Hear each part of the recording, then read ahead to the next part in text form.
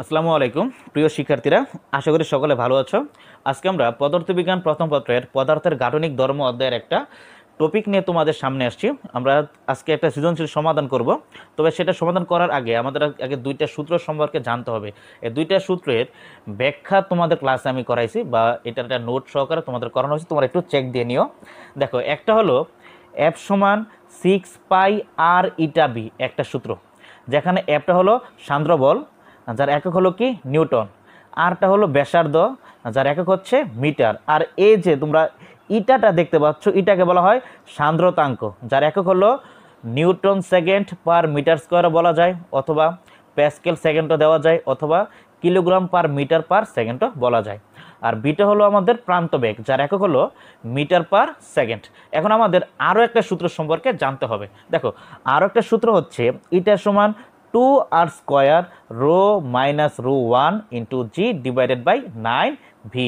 দেখো, এটা তোমরা জানো, আগের সূত্রই তোমরা দেখছো, এটা হলো সান্দ্রতাঙ্ক, যার একক কিন্তু তিনটা আছে, তিনটাই সঠিক।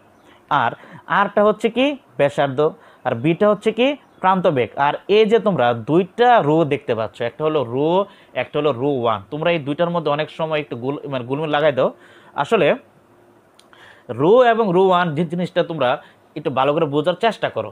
ধরো কোনো একটি মাধ্যমের ভিতর দিয়ে একটি পদার্থ প্রান্ত বেগে পড়ে, ধরো একটা মাধ্যম আছে, সে মাধ্যমের ভিতর দিয়ে কোনো একটি পদার্থ একটা প্রান্ত বেগ নিয়ে পড়ে, তাহলে যে মাধ্যমের ভিতর দিয়ে সে প্রান্ত বেগে পড়ে ওই মাধ্যমের ঘনত্ব হলো রো 1, আর যে বস্তুটি ওই মাধ্যমের ভিতর দিয়ে প্রান্ত বেগে পড়তেছে তার ঘনত্ব হচ্ছে রো। তার মানে আমরা বলতে পারি রো হলো যে পদার্থটি কোনো মাধ্যমের ভিতর দিয়ে প্রান্ত বেগে পড়ে তার ঘনত্ব হচ্ছে রো, আর রো 1 হলো যে মাধ্যমের ভিতর দিয়ে সে প্রান্ত বেগে পড়ে সেটা হচ্ছে রো 1। আশা করি তোমরা দুইটা বুঝতে পারছো। এখন আমরা একটা সৃজনশীল সমাধান করার চেষ্টা করব। তোমরা একটু ভালো করে মনোযোগ দাও, আশা করি সবাই অঙ্কটা বুঝতে পারবা। অঙ্কটা খুবই ইজি, একটু ভালো করে দেখো। অঙ্কের মধ্যে বলছে কি, রিমি পরীক্ষা করে দেখলো যে 4 মিলিমিটার ব্যাসের একটি লোহার গোলক কেরোসিন তেলে 4 × 10⁻⁻² মিটার পার সেকেন্ড প্রান্ত বেগ নিয়ে পড়ে। রিমি ধারণা করলো কেরোসিন অপেক্ষা গ্লিসারিনে গোলকটির প্রান্ত বেগ বেশি হবে। কি আর কি দেওয়া আছে দেখো, লোহার ঘনত্ব দেওয়া আছে 7800 কেজি পার মিটার কিউব, কেরোসিনের ঘনত্ব দেওয়া আছে কত 800 কেজি পার মিটার কিউব, গ্লিসারিনের ঘনত্ব দেওয়া আছে কত 1250 কেজি পার মিটার কিউব, এবং গ্লিসারিনের সান্দ্রতাঙ্ক দেওয়া আছে 1.6 newton second per metre square. দেখো, প্রশ্নে বলেছে যে রিমি পরীক্ষা করলো যে 4 মিলিমিটার একটি ব্যাসের লোহারগুলো কেরোসিন তেলের ভিতর দিয়ে 4 × 10⁻² মিটার পার সেকেন্ড প্রান্ত বেগ নিয়ে পড়ে। কিন্তু আবার সে বলল যে কেরোসিনের চাইতে যদি আমরা কেরোসিনের বদলে গ্লিসারিন নিয়ে কাজ করি তাহলে প্রান্ত বেগটা বেশি হবে। রিমি এটা ধারণা করলো। তারপর আমাদের লোহার ঘনত্ব, কেরোসিনের ঘনত্ব, গ্লিসারিনের ঘনত্ব এবং গ্লিসারিনের সান্দ্রতাঙ্ক দেওয়া আছে। এখন আমাদের কতে বলা হলো সান্দ্র বল নির্ণয় করো। দেখো, আমাদের কতে বলা হয়েছে সান্দ্র বল নির্ণয় করো। তাহলে আমরা জানি, কিছুক্ষণ আগে দেখলাম, সান্দ্র বল বের করার জন্য সূত্র হলো F সমান 6πr/বি। তাহলে সান্দ্র বল যদি বের করতে চাই তাহলে আমাদের সূত্র হলো, আমরা জানি, দেখো আমরা জানি F সমান 6πr/বি।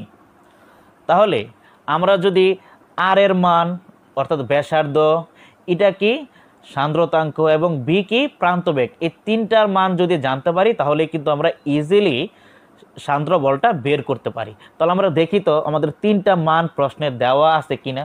তাহলে প্রথমত আসো ব্যাসার্ধ, আর হলো ব্যাসার্ধ। দেখো, আমাদের প্রশ্নে কিন্তু ব্যাস বলা আছে 4 মিলিমিটার ব্যাস। তাহলে আমরা জানি ব্যাসকে 2 দিয়ে ভাগ করলে আমরা ব্যাসার্ধ পাই। তাহলে দেখো, অতএব আমরা পাই ব্যাসার্ধ আর সমান, তাহলে ব্যাস হচ্ছে 4 মিলিমিটার, তাহলে ব্যাসকে যদি আমরা 2 দিয়ে ভাগ দিই তাহলে আমরা পেয়ে যাব ব্যাসার্ধ। তাহলে আমরা ফাইনালি পাচ্ছি 2 মিলিমিটার, অথবা যদি আমরা মিলিমিটারকে মিটারে নেই তাহলে আমরা পাবো 10⁻³ মিটার। আশা করি তোমরা আর এর মানটা তোমরা বুঝতে পারছো। এবার তারপরে দেখি এটা হলো কি সান্দ্রতাঙ্ক। এখন বলো তো এটা কোন মাধ্যমে দিয়ে প্রবাহিত হচ্ছিল বা প্রান্ত বেগে পড়তেছিল বলো তো, কেরোসিন, দেখো আমাদের প্রশ্নে কোনো জায়গায় কিন্তু কেরোসিনের সান্দ্রতাঙ্ক দেওয়া নাই, দেওয়া আছে কিন্তু গ্লিসারিনের। কিন্তু এখন কিন্তু 4 মিলিমিটার ব্যাসের লোহার গোলক কিন্তু কেরোসিন তেলে প্রান্ত বেগে পড়ে, গ্লিসারিনে কিন্তু না। তাহলে কেরোসিন তেলের সান্দ্রতাঙ্ক কিন্তু আমাদের প্রশ্নে দেওয়া নাই, তাহলে আমাদের এই সান্দ্রতাঙ্কটা কিন্তু বের করতে হবে। তাহলে সান্দ্রতাঙ্ক বের করার জন্য আমরা কি জানি, একটা সূত্র কিন্তু আমরা জানি যে সান্দ্রতাঙ্ক ইটা সমান সূত্র হলো 2r² rho minus ρ1 into g divided by 9b। দেখো আমাদের প্রশ্নে কেরোসিনের সান্দ্রতাঙ্ক কিন্তু দেওয়া ছিল না, প্রশ্নে কিন্তু বলা আছে কেরোসিনে প্রান্ত বেগে পড়ে, কিন্তু কেরোসিনের সান্দ্রতাঙ্ক কিন্তু আমাদের প্রশ্নে দেওয়া নাই, দেওয়া আছে কার, গ্লিসারিনের। কিন্তু আমাদের অঙ্কের জন্য দরকার হচ্ছে কেরোসিনের, এই কারণে আমরা কেরোসিনের সান্দ্রতাঙ্কটা বের করে নিব। তাহলে দেখো তো এই সান্দ্রতাঙ্ক বের করতে হলে আমাদের কি কি দরকার, আর মান ব্যাসার্ধ সেটা কিন্তু আমরা জানি। তারপরে হচ্ছে রো, রো হচ্ছে কি পদার্থের ঘনত্ব, যে পদার্থটি প্রান্ত বেগে পড়ে তার ঘনত্ব। তাহলে কোন পদার্থটি প্রান্ত বেগে পড়ে বলো তো, লোহার গোলকটা কিন্তু প্রান্ত বেগে পড়ে। তাহলে লোহার গোলকের ঘনত্ব বা লোহার ঘনত্ব, লোহার ঘনত্ব রো সমান, দেখো প্রশ্নে কিন্তু দেওয়া আছে, দেখো লোহার ঘনত্ব দেওয়া আছে 7800, তাহলে 7800 কেজি পার মিটার কিউব। আমরা লোহার ঘনত্ব পেয়ে গেলাম। এবার ρ1 দেও তো কোন মাধ্যমের ভিতর দিয়ে প্রান্ত বেগে পড়ে, কেরোসিনের ভিতর দিয়ে। তাহলে ρ1 হচ্ছে আমাদের কেরোসিনের ঘনত্ব, দেখো কেরোসিনের ঘনত্ব, যাকে আমরা ρ1 দিয়ে প্রকাশ করি। দেখো কেরোসিনের ঘনত্ব কত দেওয়া আছে, 800 কেজি পার মিটার কিউব। তারপর আমাদের দরকার হচ্ছে জি, জিটা তোমরা জানি 9.8 মিটার পার সেকেন্ড স্কোয়ার। তারপরে হচ্ছে আমাদের দরকার হলো বি, বিটা হলো প্রান্ত বেগ। দেখো প্রান্ত বেগ প্রশ্নে কিন্তু দেওয়াই আছে যে কত প্রান্ত বেগ নিয়ে পড়ে। দেখো প্রান্ত বেগটা দেওয়া আছে 4 × 10⁻⁻² মিটার পার সেকেন্ড প্রান্ত বেগে পড়ে। তাহলে এই মানগুলোকে আমরা বসাই দেই।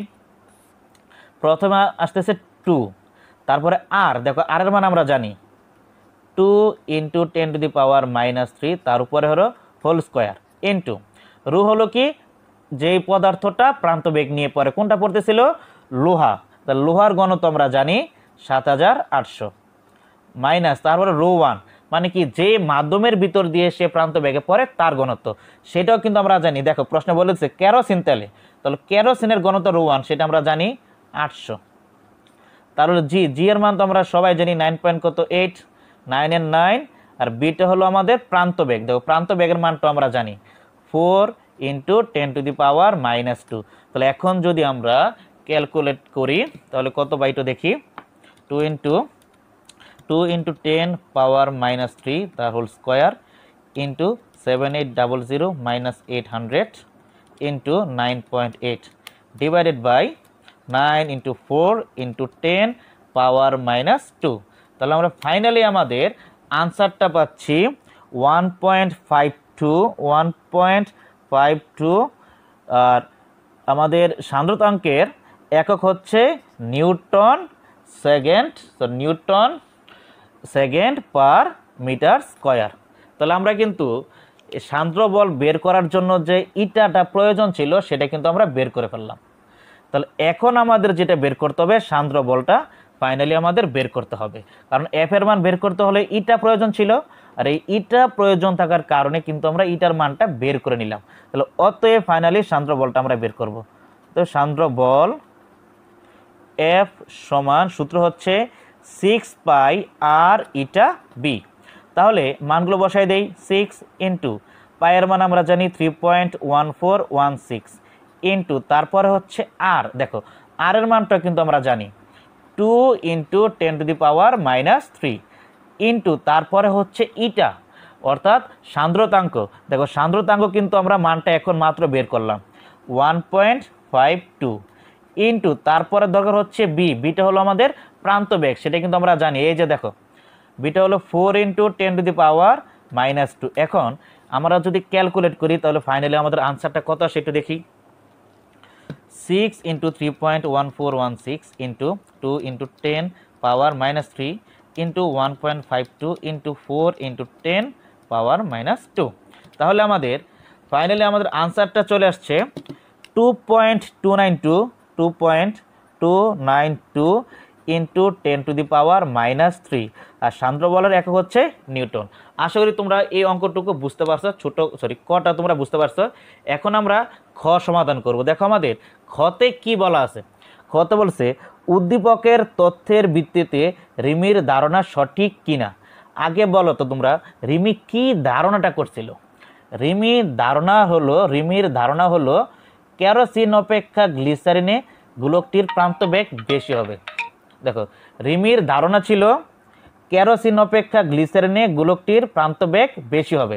তাহলে আমরা এখন যেই কাজটা করব, কেরোসিনের প্রান্তবেগটা কিন্তু আমরা জানি, এখন আমরা বের করব গ্লিসারিনে গোলকটির প্রান্তবেগ। যদি আমরা গ্লিসারিনে গোলকটির প্রান্তবেগ বের করার পর যদি আমরা দেখতে পাই, ভালো করে শোনো, গ্লিসারিনে প্রান্তবেগ বের করার পর যদি আমরা দেখতে পাই যে গ্লিসারিনে প্রান্তবেগের মানটা কেরোসিন তেলের প্রান্তবেগের মানের চেয়ে বেশি হচ্ছে, তাহলে রিমির ধারণাটা সঠিক হবে। আর যদি দেখতে পাই গ্লিসারিনে প্রান্তবেগের মান কেরোসিন তেলের প্রান্তবেগের মানের চেয়ে কী হচ্ছে, কম হচ্ছে, তাহলে তার ধারণা সঠিক হবে না। তো আমরা এটাই এখন সমাধান করার চেষ্টা করব। দেখো সমাধান করার জন্য আমরা একটু অঙ্কটা করি। সমাধান করার জন্য আমরা এখন যেটা করব সেটা হচ্ছে কেরোসিন তেলে আমরা প্রান্তবেগটা বের করব। দেখবো যে কেরোসিন তেলে প্রান্তবেগটা কত। যদি দেখি কেরোসিন তেলে প্রান্তবেগের মান কেরোসিনের চেয়ে বেশি, তাহলে রিমির ধারণা সঠিক। আর যদি দেখি কম, তাহলে রিমির ধারণা সঠিক নয়। তাহলে আমরা ক্যালকুলেট করি। তাহলে এই অঙ্কটা করার জন্য আমরা এই সূত্রটা ইউজ করি। এটা সমান 2r²। যেহেতু পদার্থের কোনো পরিবর্তন হয় না, লোহাই আছে, তাহলে রো মাইনাস, কিন্তু আগে ছিল কেরোসিন, এখন কিন্তু গ্লিসারিন, এই কারণে আমরা ρ1 এর বদলে √2 ইউজ করব ইন্টু G9V। এখন যেহেতু আমরা মাধ্যমটাকে চেঞ্জ করতেছি, এখন কিন্তু কেরোসিনের বদলে আমরা গ্লিসারিন ইউজ করতেছি, এই কারণে আমরা ধরলাম গ্লিসারিনের সান্দ্রতাঙ্ক হচ্ছে η1 আর গ্লিসারিনে প্রান্তবেগ হচ্ছে B1। তাহলে আমাদের কাজ হলো এই B1 এর মানটাকে বের করা। আমরা দেখব যে গ্লিসারিনে প্রান্তবেগের মানটা কত। তাহলে আমরা আর গুণন করি, তাহলে কী হবে বলো, 9η1 V1 সমান 2r² রো মাইনাস √2 ইন্টু হলো G, বা V1 সমান হলো 2r² rho minus √2 into G divided by 9η1। তাহলে আমাদের এই গ্লিসারিনের প্রান্তবেগ বের করার জন্য আমাদের এই মানগুলো এখন প্রয়োজন। তাহলে প্রথমে আসি আরটা হলো ব্যাসার্ধ, সেটা কিন্তু আমরা ক থেকে জানি। ব্যাসার্ধ হচ্ছে 2 × 10⁻³ মিটার আমরা পাচ্ছি ব্যাসার্ধ। তারপরে রো হলো কি পদার্থের ঘনত্ব, সেটা কিন্তু আমরা জানি। পদার্থ হচ্ছে আমাদের লোহার ঘনত্ব হচ্ছে 7800 kg/m³। তারপরে হচ্ছে √2 মানে হলো গ্লিসারিনের ঘনত্ব কিন্তু আমরা জানি, প্রশ্ন দেওয়া আছে। দেখো এই যে গ্লিসারিনের ঘনত্ব 1250, দেখো 1250 kg/m³। তারপর আমাদের দরকার হচ্ছে η1 মানে কি গ্লিসারিনের সান্দ্রতাঙ্ক, সেটাও কিন্তু আমরা জানি, প্রশ্ন দেওয়া আছে। দেখো 1.6, এই যে 1.6 প্রশ্ন দেওয়া আছে newton second per metre square. এখন আমরা এই মানগুলোকে বসায় দিই। 2 × আর এর মান হলো 2 × 10⁻³ তার হোল স্কোয়ার। রো হলো কি ঘনত্ব, সেটা আমরা জানি 7800 মাইনাস √2 হলো 1250, জি হলো 9.8, বা 9 × η1 হলো 1.6। তাহলে আমরা ফাইনালি আমাদের আনসারটা পাচ্ছি 2 × 10⁻³ তার whole square into 7800 minus 1250 into 9.8 divided by 9 × 1.6। তাহলে আমরা ফাইনালি পাচ্ছি 0.035661111। এটাকে যদি আমরা এখন এই সাইন্টিফিক মোডে নেই, তাহলে আমরা পাচ্ছি 3.56 × 10⁻² মিটার/সেকেন্ড। দেখো কেরোসিনে প্রান্তবেগ ছিল 4 × 10⁻², আর এখন আমরা দেখতেছি গ্লিসারিনে প্রান্তবেগ হচ্ছে 3.56 × 10⁻²। তোমরা দেখতেই পাচ্ছ কেরোসিন তেলের তুলনায় গ্লিসারিনে প্রান্ত বেগের মানটা কিন্তু কম।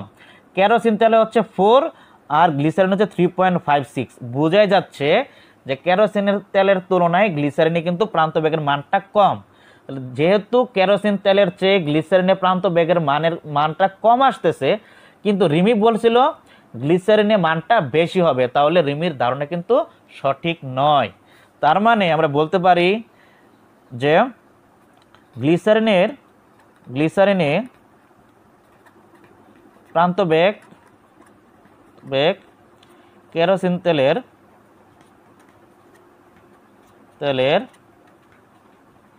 প্রান্ত বেগের মান অপেক্ষা কম। তোমরা ভালো করে দেখো, কেরোসিন হচ্ছে 4 × 10⁻², কিন্তু গ্লিসারিনে কিন্তু 3.56 × 10⁻²। গ্লিসারিনে কিন্তু মানটা কম, কেরোসিন তেলে কিন্তু বেশি। গ্লিসারিনের প্রান্ত বেগ কেরোসিন তেলের প্রান্ত বেগের মান অপেক্ষা কম। সুতরাং রিমির ধারণা সঠিক নয়। আশা করি তোমরা সবাই অঙ্কটা বুঝতে পারছো। তবুও যদি তোমরা অঙ্কটা বুঝতে না পারো বা কোনো জায়গায় যদি প্রবলেম হয়, সেটার স্ক্রিনশট নিয়ে আমাকে কমেন্টে বলতে পারো অথবা আমাকে মেসেঞ্জারে নক করতে পারো। আশা করি তোমরা অঙ্কটা বুঝতে পারবা, আর আমি যতটুকু পারি তোমাদের হেল্প করব। আর ক্লাসগুলো তোমরা একটু মনোযোগ দিয়ে করার চেষ্টা করবা। সামনে আমি অন্য একটা টপিক নিয়ে আসবো। তোমরা সবাই ভালো থাকো। আসসালামু আলাইকুম।